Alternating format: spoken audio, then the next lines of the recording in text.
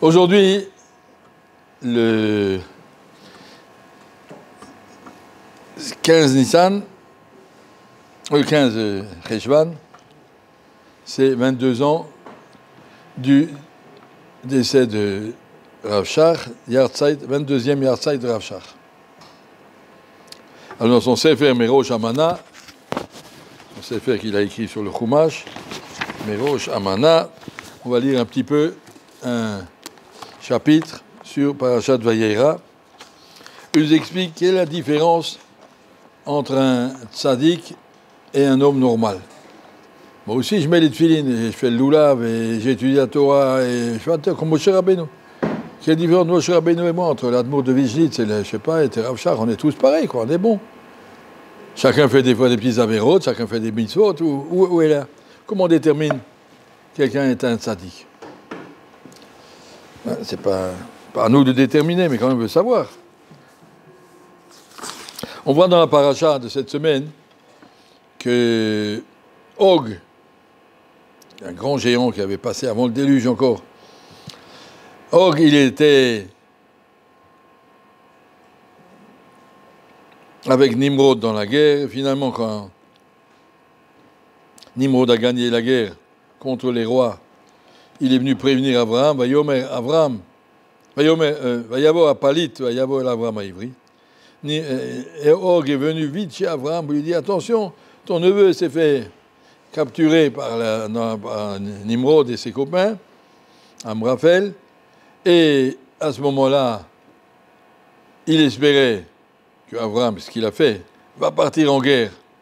Une guerre sans aucun espoir, puisqu'il n'était pas armé, il n'avait pas d'armée, il n'avait aucun espoir, mais Og était sûr qu'Abraham va y aller. Il a promis à l'autre, j'y vais, alors il ira. Et donc c'est sûr qu'il va se faire tuer, donc comme ça, Og pourra prendre la plus belle femme du monde à l'époque, c'était Sarah. On nous dit, toutes les femmes du monde devant Sarah, c'est comme des singes devant un homme. C'est tellement qu'elle était spécialement belle. Donc Og, il la voulait.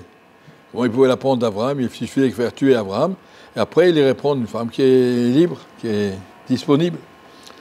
Donc Og est allé prévenir Abraham complètement, pas le Shem Shamaim. Mais pourtant, on voit le même Og dans la guerre contre Sichon et Og avec Moshe Rabbeinu, 400 ans plus tard. Quand Moshe Rabbeinu a fait la guerre à Sichon, qui était un immense géant, Moshe il allait, il n'a pas peur, il a fait tchic, et puis voilà, il est mort. Mais entre Og, il a marqué Atira Oto. Kadosh Baruch Hu a dû lui dire, n'aie pas peur. Mais pourquoi il avait peur? Rachid nous explique, là-bas, il avait peur, qu'il avait un mérite. Quand même, c'est grâce à lui que l'autre a été sauvé, que grâce à lui, on a eu Ammon et Moab, qu'on a eu des nations, qu'on a eu l'héritage d'Abraham a passé avec l'autre aussi, etc. Il a un mérite. C'est grâce à lui que l'autre a été sauvé. S'il n'avait pas prévenu Abraham, eh bien, il serait resté là-bas en captivité, et puis tout l'avenir de la famille de l'autre aurait disparu. Alors, donc il a un mérite. On peut se dire, mais c'est pas un grand mérite, un bonhomme qui va faire ça pour que Abraham soit tué, pour apprendre sa femme, mais quand même, mitzvah, l'olishma, complètement l'olishma, mais c'est une mitzvah quand même. Il allait prévenir Abraham, tu sais, ton neveu, il s'est fait prendre. Ah, merci beaucoup, tu m'as rendu service. Tu m'as rendu service, Abraham. C'est vrai que c'était complètement tordu dans sa tête, mais concrètement, il a rendu service. Ça, Moshe Rabbeinu a dit, peut-être qu'il a encore son mérite, il va durer jusqu'à maintenant. Dans le parachat de la semaine, c'est marqué qu'Abraham a fait un grand festin. Abraham, Mishte Gadol, Biyom Yigamel et Yitzhak. Quand Yitzhak a fait sa Brit Mila, quand Yitzhak a terminé son allaitement, il a commencé à devenir un homme. Abraham a fait un grand festin. Abraham, Mishte Gadol, mais c'est un grand festin. On met Rashi, j'ai cru que un grand festin, ça veut dire un festin avec toutes les personnalités du monde. Abraham Avinu était considéré comme Nesi Elohim Atabetochenu, comme ça c'est marqué en paracha. Le monde entier le respectait comme le Nasik d'Akadosh Baruch Hu, le représentant d'Akadosh Baruch Hu dans ce monde. C'était une personnalité extraordinaire. Et Abraham donc a invité tout le monde, et tout le monde est venu. Et c'est marqué dans le Midrash, même Og aussi est venu. Il était invité à la Souda du Brit à Yitzhak. Et quand il a vu ce petit bébé, il a dit, avec mon pouce, je l'écrase. Il ne restera plus rien de lui. Et Akadosh Baruch Hu lui a mis dans sa tête, non, c'est pas joli d'écraser un petit bébé, on attend qu'il grandisse un peu, et puis on s'occupera de lui. Kadosh Baruch Hu lui a dit, toi, tu as voulu le détruire, tu verras que c'est un des enfants de ce petit Yitzhak qui va te tuer, c'est Moshe Rabbeinu. En tout cas, donc, ce monsieur Og était vraiment l'opposé d'Abraham, autant qu'Abraham, il luttait pour la Kedusha et les mitzvot, autant que Og, c'était celui qui voulait faire d'un monde, un monde d'avant le déluge, un monde de pourriture. Il était avec Nimrod pour essayer de chasser Akadosh Baruch Hu de ce monde. Gibor Tzaïd Vifnei Hashem, il voulait chasser. Il n'y a pas de place pour la religion, pour la Avodat Hashem, mais pour ça, il ne voulait pas. Un monde athée, un monde obscur. Et donc, Og, c'était l'autre côté. Et on voit pourtant la valeur d'une mitzvah. Alors, le Rav Shach, c'est comme ça une mitzvah. Hein. Imaginez combien est le sachar d'une mitzvah pour nos tzadikim qui font que des mitzvot toute la journée. On voit même cette paracha, Akadosh Baruch Hu a détruit la ville de Sodome, il a sauvé Lot. Et le Midrash, Rashi amène par quel mérite a été mérité d'être sauvé, ce Lot. Toute la ville de Sodome était pourrie, pourquoi lui il a été brûlé, il a été retourné, pourquoi lui il a été sauvé? Parce que lorsque Abraham est allé en Égypte, et il a dit sur Sarah, c'est ma sœur, et l'autre aurait pu dire, arrête, c'est ta femme, il aurait pu dire au douanier. Il n'a rien dit. Pas le mérite qu'il n'a rien dit, parce que s'il avait dit, on aurait tué Abraham, on lui a pris sa femme de nouveau. Donc l'autre a sauvé Sarah, qui était en vérité, c'était sa sœur, c'était mariée avec son oncle. En tout cas, par le mérite qu'il n'a rien dit, il a mérité d'être sauvé quand la ville de Sodome a été pourrie. Tu n'es pas aussi pourri que les autres, tu ne mérites pas. Chaque petit détail que je vous regarde. Maintenant, ça c'est du côté des Rechaim, pour Og et pour l'autre. Maintenant, on regarde du côté des Tzadikim. Comment on peut faire la différence, j'ai demandé tout à l'heure, entre quelqu'un qui est un petit Tzadik et un grand Tzadik. Un homme normal, qui n'est pas un Tzadik normal, il est fonction de ses mitzvot, c'est Averot. Une fois, il fait une Avera, et son niveau, il baisse. Une fois, il fait une mitzvah, son niveau, il monte. Une fois, il a joliment fait un beau shacharit, et c'est un autre homme. Une fois, il a fait comme n'importe comment, et son niveau, il baisse. Le niveau de la personne monte en fonction des mitzvot et des Averot qu'il fait. Les tzadikim, eux, ont toujours le même niveau. C'est vrai qu'ils font des Averot, mais c'est des Averot superficielles qui ne touchent pas leur définition, leur personnalité, leur raison d'être.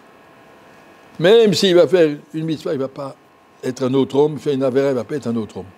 Il est entier. Rav Shach dit, c'est marqué sur Abraham, Matzata et le Vavo, Neeman lefanecha. Son cœur est Neeman, son cœur, pas ses actes.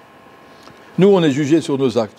Parce que nos actes, ils changent une fois comme ça, donc notre niveau aussi n'est pas toujours le même. Mais les tzadikim sont des gens qui ont un cœur constant. Ils sont tout le temps avec Akadosh Baruch Hu. C'est vrai qu'il peut y avoir des erreurs. Tout le monde peut faire des erreurs. Mais les erreurs des tzadikim sont des erreurs superficielles. Les erreurs de chez nous sont des erreurs qui montrent qu'est-ce qu'on est. On monte, on descend. On vérifie. Le tzadikim, c'est marqué. Matzata et le vavon Neeman le fanecha, c'est marqué sur Abraham. Ata yadati ki yireh Elokim ata. Maintenant j'ai vu, tu es yireh Elokim. C'est ta définition. Nous aussi, des fois, on est yireh Elokim. Passe dans la rue et que je dois regarder, je ne regarde pas. Yireh Elokim. 2 minutes après, je regarde, je ne suis plus yireh Elokim. Et voilà, sorte. Vous voyez, on n'est pas Abraham. Abraham Avinu était yireh Elokim. En entier, en total. Ça, c'est la définition, quand je parle d'un sadique, c'est quelqu'un qui a arrivé à construire sa personnalité en entier. Ata yadati ki yireh Elokim ata. Maintenant, je vois qu'est-ce que tu es. Et donc, ce n'est pas simplement que tes actions sont bien. Hachem ne juge pas les tzadikim sur leurs actions, mais sur ce qu'ils sont. Qu'est-ce que tu es? Tu vois, le vavo neeman, ton cœur est entier. Et ça, c'est la différence, on va dire. Les tzadikim, Rav Nissim Karelitz, il dit qu'est-ce qu'on appelle un Talmid Chacham. Talmid Chacham, c'est quelqu'un qui ne va pas se coucher le soir avant d'avoir fait le bilan et la tchouva sur les erreurs de la journée. Ça peut arriver dans la journée, tu as fait une erreur. Alors quelqu'un qui a une tache sur son vêtement, il dit, il y a une tache, j'en aurai une deuxième demain, il est tout sale. Alors que quelqu'un qui fait attention, il y a une tache, avant de se coucher, il va la nettoyer pour que son costume reste propre. Chaque fois qu'il y a une tache, il nettoie. Talmid Chacham, c'est quelqu'un qui fait tchouva au fur et à mesure. Aujourd'hui, effectivement, c'est pas joli comme j'ai fait Birkat. Aujourd'hui, j'ai mangé des fourmis, j'ai pas fait attention, j'ai remarqué après. Aujourd'hui, j'ai mal répondu à quelqu'un. Il fait tchouva le même jour. il enlève ça, il faut que là, Neyman, il faut qu'il reste entièrement à son niveau. Pas que on monte au descend, quelqu'un qui appelle un Tamid Racham, comme ça il écrit, Miché, Podek, Becholiom, Maasav ou Metaken Becholiom. L'Agmara nous dit, si tu veux un Tamid Racham, tu n'as pas besoin d'être Rochesh, tu as vu qu'il a fait une Avera, t'inquiète pas, jusqu'à demain il aura fait Tchouva. C'est la définition. Monsieur qui est sérieux, c'est quelqu'un qui, au fur et à mesure, il arrange parce qu'il a un niveau qu'il veut conserver. Et ça, c'est notre travail. Nous, on est superficiel et instable. On veut devenir des tzadikim. Il faut arriver à construire quelque chose de fixe, de clair, sur lequel on se pose et qu'on ne peut pas bouger pour arriver à un diplôme qui s'appelle Yireh Elokim, Neyman, etc. Bezrat Hashem. Merci.